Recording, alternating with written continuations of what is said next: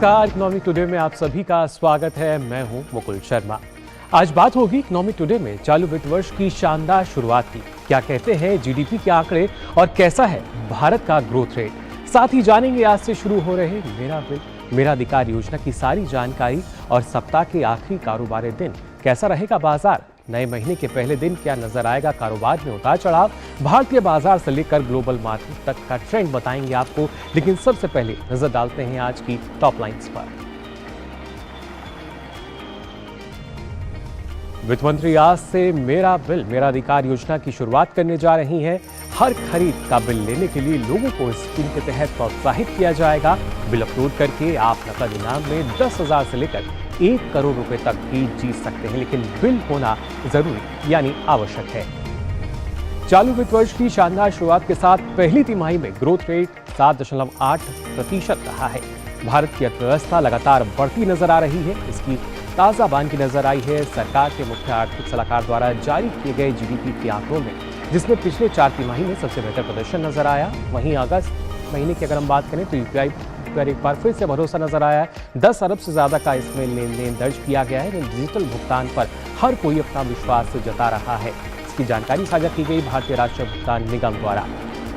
और साथ ही अगर बात करें सप्ताह के आखिरी दिन यानी आज की, जो कारोबार है मामूली बढ़त के साथ खुला हुआ है भारतीय शेयर बाजार। और आने वाले समय में और क्या कुछ खास रहेगा, इस पर भी हम नजर डालेंगे।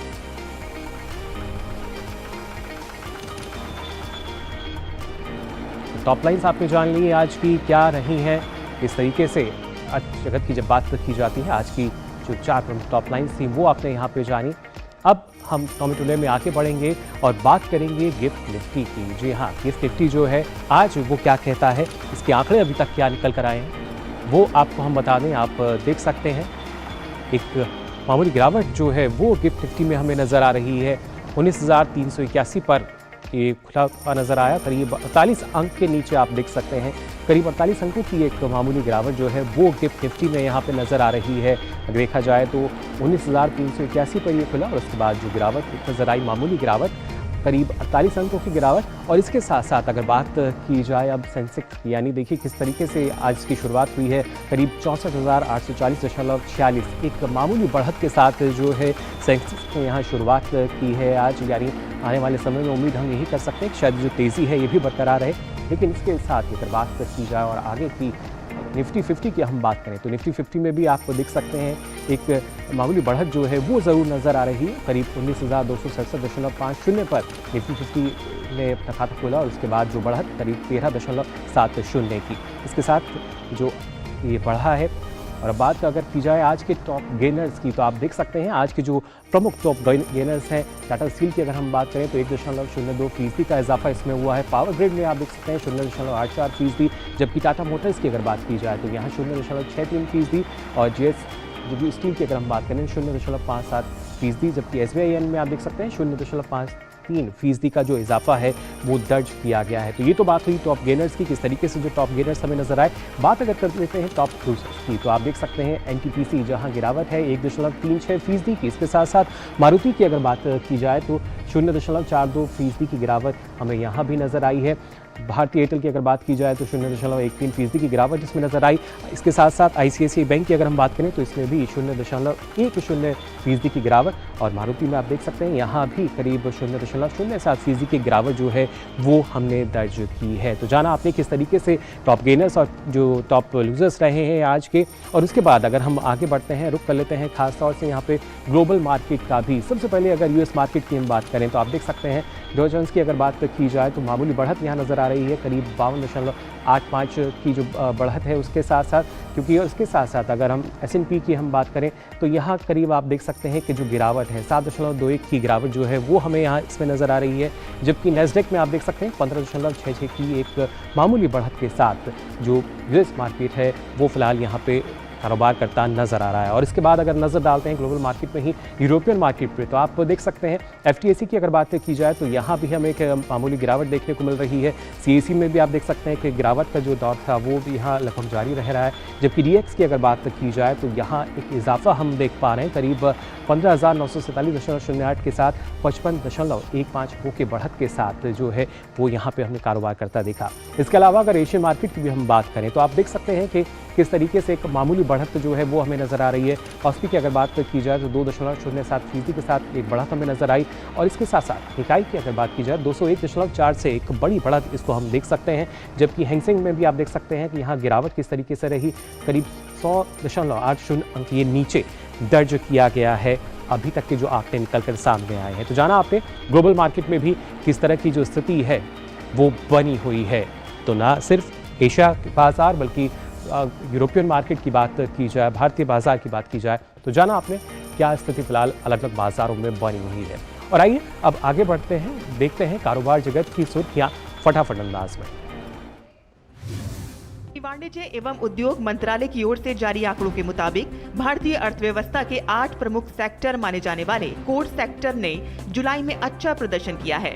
आंकड़ों के मुताबिक जुलाई महीने में कोर सेक्टर की वृद्धि दर 8% रही है। मुख्य आर्थिक सलाहकार V अनंत नागेश्वर के मुताबिक कम मानसूनी बारिश के बावजूद भारत चालू वित्त वर्ष में 6.5% की आर्थिक विकास दर हासिल कर लेगा।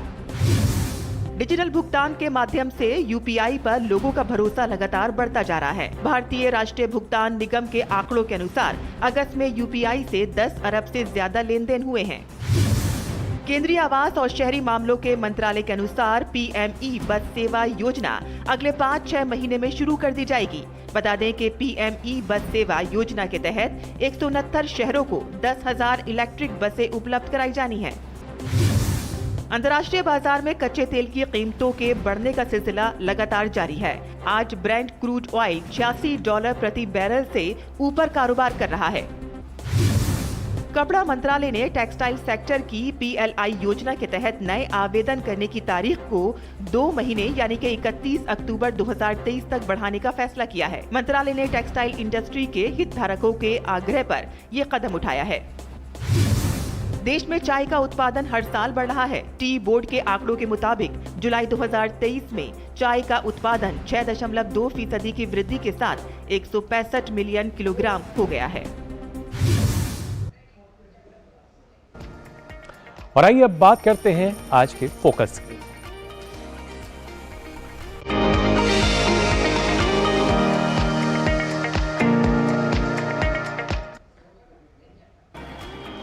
केंद्रीय वित्त मंत्री निर्मला सीतारमण आज से महत्वपूर्ण पहल के तहत ग्राहकों द्वारा अपनी समस्त खरीद का इनवॉइस यानी बिल मांगने के चलन को बढ़ावा देने के लिए मेरा बिल मेरा अधिकार नाम से एक इनवॉइस प्रोत्साहन योजना शुरू करने जा रही हैं। इस योजना में लोग मोबाइल ऐप पर अपना बिल अपलोड करके 10,000 रुपए से लेकर 1 करोड़ रुपए तक का नकद इनाम जीत सकते हैं। आइए जानते हैं क्या है ये योजना और कैसे इसमें हिस्सा लिया जा सकता है।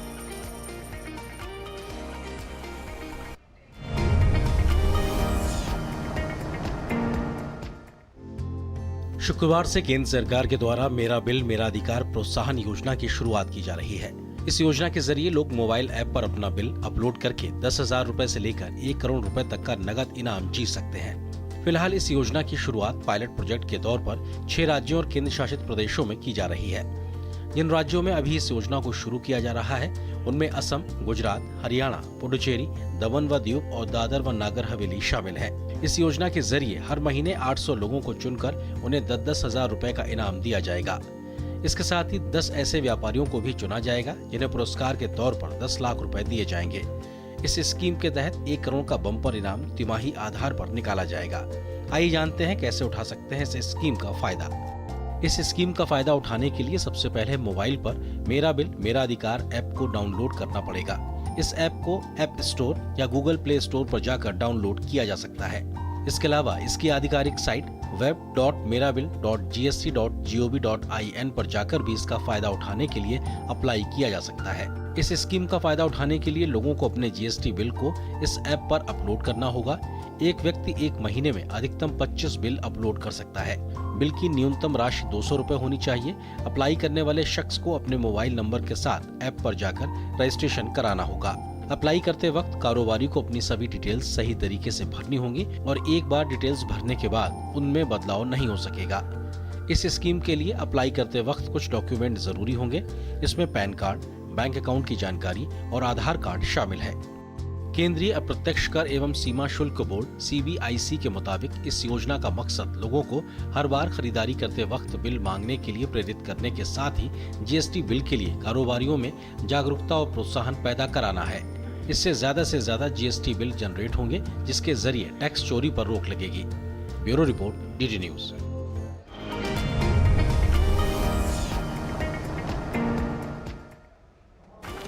तो जान लिया आपने किस तरीके से जो योजना है कारगर है, काम करेगी और कैसे आप इससे जुड़ सकते हैं।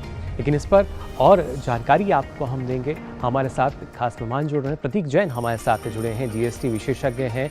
बहुत बहुत स्वागत आपका प्रतीक।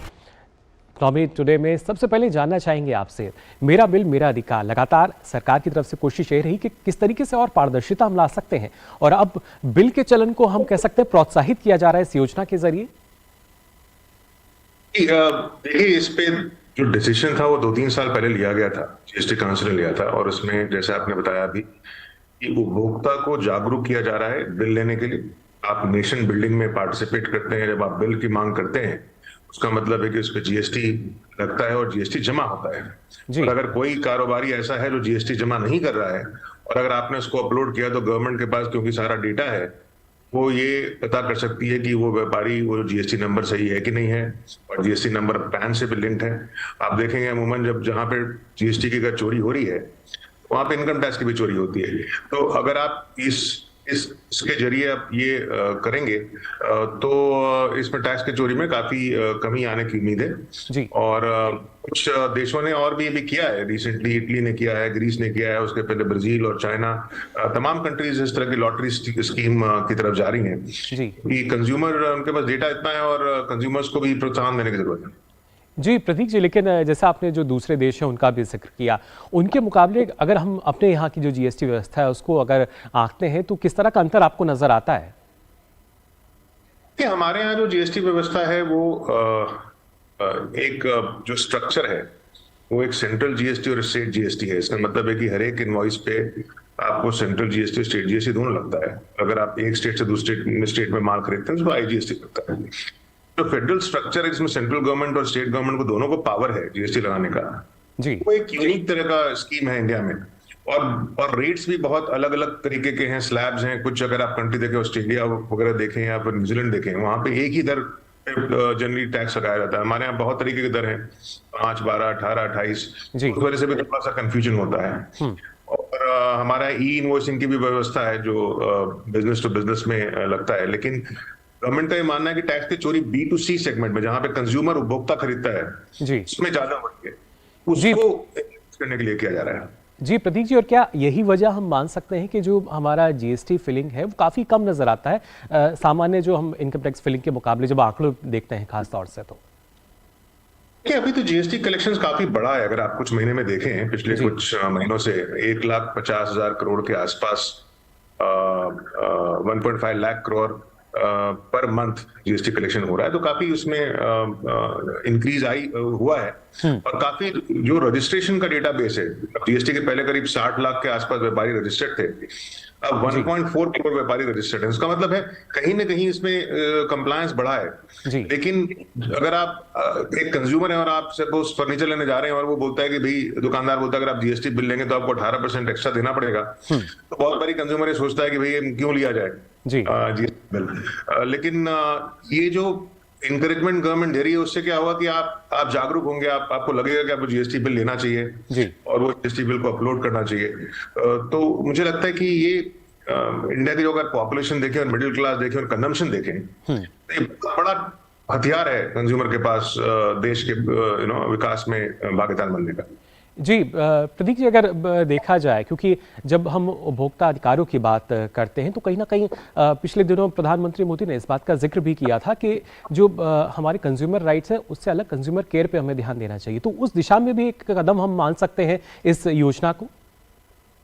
या देखिए, जीएसटी सिस्टम एक पारदर्शी सिस्टम है, राइट, ट्रांसपेरेंट सिस्टम है। आपको इनवॉइस पे वो जीएसटी नजर आता है, आपको पता है कि आप कुछ खरीद रहे हैं तो आपको कितना जीएसटी गवर्नमेंट को जा रहा है और कितना आप कंट्रीब्यूट कर रहे हैं उसमें। तो बिल्कुल मैं आपकी बात से सहमत हूं कि इसको एक कंज्यूमर राइट के अलावा कंज्यूमर केयर की तरह से भी देखना चाहिए, क्योंकि कंज्यूमर ये नहीं चाहता आज कि जीएसटी उससे कलेक्ट हो और वो जमा नहीं। जी और इस ऐप के जरिए आप इंश्योर कर सकते हैं कि जो जीएसटी कलेक्ट हो रहा है वो गवर्नमेंट के पास जमा हो रहा है और उसका जो प्रयोग होना चाहिए उस अमाउंट का वो हो रहा है। यानी प्रतीक जी, जो कस्टमर है, जो भोक्ता है, उसको ये ध्यान देना होगा कि पक्का बिल ही वो रिसीव करे, ऐसा ना हो कि कच्चा बिल जो है वो ले लें। या और उनको ये देखना पड़ेगा कि इनवॉइस जब लेते हैं तो उसमें जो व्यापारी है उसका जीएसटी नंबर होना चाहिए जी, और टैक्स अमाउंट सेपरेटली मेंशन होना चाहिए। ये दोनों चीजें अगर आपके पास हैं, उस आप इनवॉइस को आप अपलोड कर सकते हैं, पीडीएफ डॉक्यूमेंट डाल सकते हैं उसको। तो अगर आपको सिर्फ ये दोनों बात की ध्यान रखनी है कि जीएसटी नंबर होना चाहिए इनवॉइस पे और टैक्स अमाउंट चार्ज होना चाहिए सेपरेटली। जी बिल्कुल। और प्रतीक जी, जैसा आप बता भी रहे थे कि जो जीएसटी कलेक्शन है उसमें हम इजाफा देख रहे हैं। 2017 से अगर आगे की हम बात करें, किस तरह का सफर आप देखते हैं इसका? कि जब शुरू में जीएसटी आया तो बहुत बड़ा रिफॉर्म था, राइट, तो उस वजह से ऑब्वियसली शुरू में टीथिंग प्रॉब्लम तो हर जगह होती है और इतना बड़ा रिफॉर्म होता है तो होता है। लेकिन जीएसटी की बहुत सारी सक्सेस स्टोरीज हैं। एक तो जीएसटी से दायरा काफी बड़ा है टैक्स का, टैक्स टू जीएसटी रेशो बड़ा है। दूसरा, सप्लाई चेन जो है, जो माल एक जगह से दूसरी जगह जाने में जो टाइम लगता था पहले, उसमें काफी इजाफा आया है और टैक्स स्ट्रक्चर काफी सिंपल हो गया है। तो बिजनेसेस के लिए काफी, जो व्यापारी है और कंज्यूमर है, सबके लिए और इवन गवर्नमेंट के लिए ये बहुत अच्छा एक स्कीम रहा है। ऑफ कोर्स अब इसमें काफी सारी चेंजेस की उम्मीद है आने वाले सालों में, इससे जीएसटी को और सिंप्लीफाई किया जाएगा। लेकिन अगर आप पिछले 5-6 साल में देखें, जीएसटी से देश को काफी फायदा हुआ है। बिल्कुल प्रतीक जी, जैसा आपने बताया कि काफ़ी फ़ायदा जो हुआ है हमारे देश को जीएसटी कलेक्शन के ज़रिए, लेकिन कहीं ना कहीं एक प्रयास लगातार हम देख सकते हैं सरकार की तरफ से, ना सिर्फ जो पारदर्शिता है वो दिखे, क्योंकि अब से पहले हम देखते थे कि जो एक कस्टमर है, कंज्यूमर है, उसको पता ही नहीं होता था कि कितना टैक्स वो दे रहे हैं या मनमर्जी के हिसाब से ले लिया जाता था। तो कहीं ना कहीं अब तमाम जो धारणाएँ हैं वो बदल रही हैं और नए भारत की तरफ हम मान सकते हैं कि अब आगे लगातार बढ़ रहे हैं। देखिए, इस तरह का जब टैक्स रिफॉर्म होता है किसी भी देश में, एक बहुत बड़ा कदम होता है उसके इकोनॉमिक अपलिफ्टमेंट के लिए। आपने जैसे बताया, पहले जब जीएसटी नहीं था, अब एक्साइज ड्यूटी पे करते थे, वैट पे करते थे। एक्साइज ड्यूटी जो था वो फैक्ट्री पे जब निकलता था माल तभी कलेक्ट कर लिया जाता था। तो कंज्यूमर जगह अगर आप जाके बाजार से टीवी खरीदते हैं या फोन खरीदते हैं, उसमें कहीं एक्साइज ड्यूटी तो मेंशन होता नहीं था, तो आपको पता नहीं था कितना टैक्स उसमें दिया जा चुका है। जी, लेकिन अब जीएसटी आने की वजह से जो जीएसटी अमाउंट इनवॉइस पे है, आपको पता है उतना ही जीएसटी गवर्नमेंट को जमा होना है। तो उस वजह से काफी ट्रांसपेरेंसी, पारदर्शिता आई है सिस्टम में जी। और एक कंज्यूमर के हाथ में एक अब जीएसटी का रेट भी अलग अलग नहीं है। पहले क्या होता था कि आप दिल्ली में किसी माल पे एक रेट है, हरियाणा में कोई दूसरा रेट है। अब उस प्रोडक्ट पे रेट एक ही है और कंज्यूमर को पता है कि क्या रेट है। तो आप अगर रेट 12 की जगह 18 चार्ज करेंगे, कंज्यूमर बता देगा भैया आपको कि ये तो गलत रेट है। वो इंटरनेट पे भी चेक करके बता सकता है, वो सब सारी तमाम इंफॉर्मेशन इंटरनेट पे अवेलेबल है जी। उस वजह से मुझे लगता है कि काफी बदलाव आया है इस देश में जीएसटी आने के बाद। और अब कंज्यूमर को धीरे धीरे जो गवर्नमेंट इन्वॉल्व कर रही है और कंज्यूमर अगर जागरूक बने, मैं देख रहा था कि 1 घंटे में जब ये स्कीम लॉन्च हुआ जी, 1 घंटे में करीब 6000 से ऊपर इनवॉइसेस अपलोड हो गए थे रात में 12 से 1 बजे तक जी। इसका मतलब है कि लोग इसको समझ रहे हैं और इसका क्या महत्व है और उसको समझने की कोशिश कर रहे हैं। जी बिल्कुल प्रतीक जी, लेकिन शुरुआती तौर पे अगर देखा जाए तो एक कहीं ना कहीं पायलट प्रोजेक्ट के रूप में करीब 6 राज्य और केंद्र शासित प्रदेशों में इसको शुरू कर रहे हैं। तो हम मान सकते हैं कि जिस तरीका का रुझान आप बता रहे हैं उसको देखते हुए शायद समूचे देश में जल्द ही ये लागू हो सकती है योजना। समूचे देश में लागू होगा, जरूर होगा ये। और कोई भी इस तरह की जब चीज होती है तो आप एक पायलट प्रोजेक्ट करते हैं, आप देखते हैं कि आपका ऐप ठीक काम कर रहा है कि नहीं कर रहा है, कंज्यूमर को समझ में आ रहा है कि नहीं आ रहा है जी।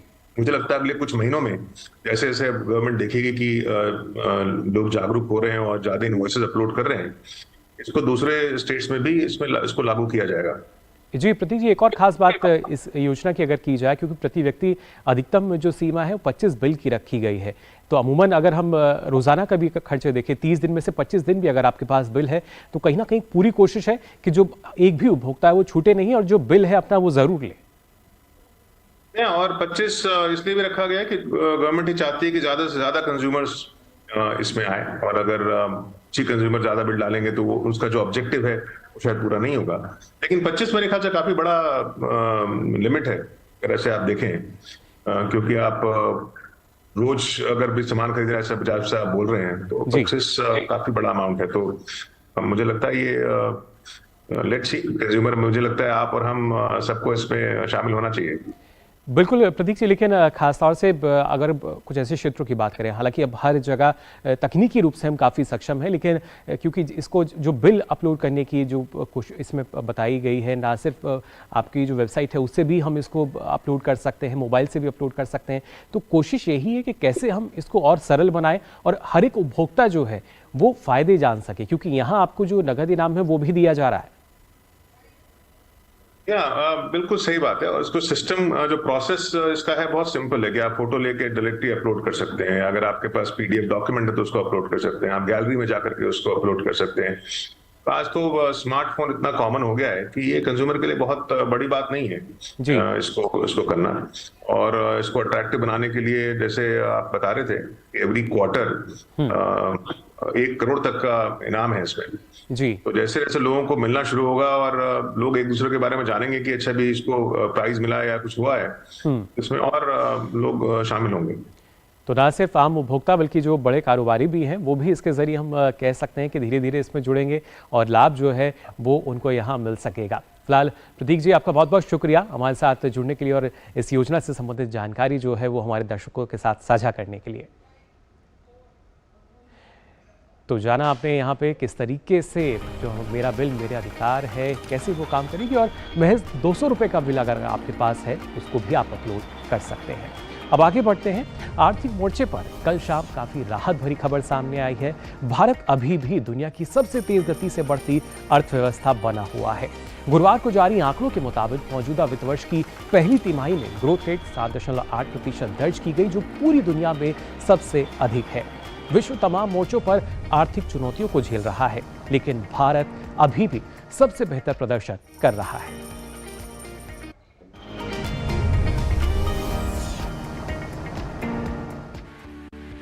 ये प्रधानमंत्री नरेंद्र मोदी के नेतृत्व में उठाए गए कड़े और मजबूत फैसलों का नतीजा है कि देश की अर्थव्यवस्था तेज रफ्तार से आगे बढ़ रही है। अर्थव्यवस्था लगातार मजबूत हो रही है। भारतीय अर्थव्यवस्था ने चालू वित्त वर्ष की शानदार शुरुआत की है। सांख्यिकी और कार्यक्रम कार्यान्वयन मंत्रालय की ओर से गुरुवार को जारी आंकड़ों के अनुसार पहली तिमाही के दौरान भारत की अर्थव्यवस्था ने शानदार 7.8% की दर से ग्रोथ दर्ज की है। ये पिछली 4 तिमाहियों का सबसे अधिक आंकड़ा है। ये दुनिया की किसी भी प्रमुख अर्थव्यवस्था की तुलना में सबसे तेज विकास दर रेट है। The real GDP has registered 7.8% growth year on year, and it continues the momentum that we saw in the fourth quarter of the last fiscal year.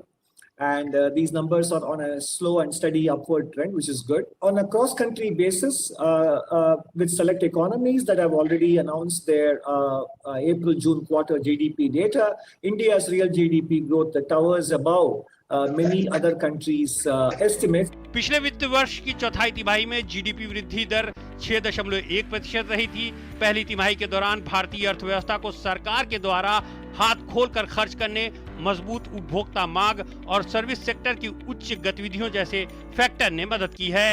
Services sector and has been the main driver of growth. Industry has been more or less unchanged, but the growth rates are not negative. That's important. Growth rates are positive, and a services sector is accelerating. Capital formation is now definitely on the uptick. बता दें कि भारतीय reserve bank ने अप्रैल-जून तिमाही में GDP वृद्धि दर 7.8% रहने का अनुमान जताया था। अर्थशास्त्रियों पर किए गए एक पोल ने जीडीपी वृद्धि दर 7.7% रहने का अनुमान लगाया था। वैश्विक आर्थिक संकट, महामारी के असर और यूक्रेन जैसी अभूतपूर्व चुनौतियों के बावजूद भारतीय अर्थव्यवस्था जो रफ्तार दिखा रही है उसको देखकर लगता है कि आर्थिक प्रबंधन और मजबूत फैसले देश को आर्थिक महाशक्ति बनाने के लक्ष्य हासिल करने की दिशा में मददगार साबित हो रहे हैं। पीएम मोदी बार बार कह चुके हैं कि उनका उद्देश्य अपने तीसरे कार्यकाल में देश को तीसरी सबसे बड़ी अर्थव्यवस्था बनाना है। Bureau report, DD news.